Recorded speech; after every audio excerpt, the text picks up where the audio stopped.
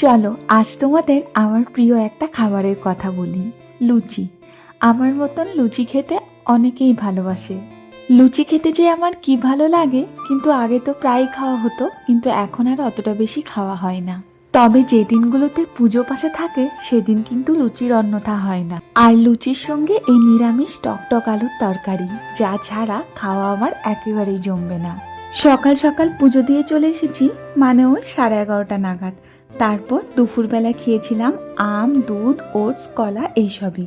এই যে দেখো তরকারিটা হয়ে গেছে, আর উপরে কাসুরি মেথি দেওয়াতে এত সুন্দর একটা গন্ধ বেরিয়েছে না। রাত্রিবেলায় আজ বানিয়েছিলাম গরম গরম ফুলকো লুচি, তরকারি আর গাজরের পায়েস। গাজরের পায়েস এই জন্যই বললাম কারণ খুব একটা মাখা মাখা করিনি, একটু ঝোলঝোলে মতন করেছিলাম। তবে রেসিপিটা গাজরের হালুয়ার মতনই, প্রায় অনেকটাই এক। আজকে যেহেতু ডিনারে বেশ অনেক কিছুই বানিয়েছিলাম, তাই সন্ধে সন্ধে থেকেই শুরু করেছিলাম। তাই খাবার বানাতে বানাতে বাবিনকেও 1 গ্লাস মতন ছাতুর শরবত দিয়ে দিলাম। ও এখন ছাতুর শরবত খেয়ে পরে একটু পড়তে বসুক, তারপর রাতের ডিনারটা একটু দেরি করে করবে। তবে 3-4 দিন থেকে বৃষ্টি যেমন হয়নি, গরমটাও কিন্তু খুব বেড়ে গেছে। সন্ধে থেকে খাবার বানাতে বানাতে আমি তো একেবারে ঘেমে নিয়ে চান হয়ে গেছিলাম।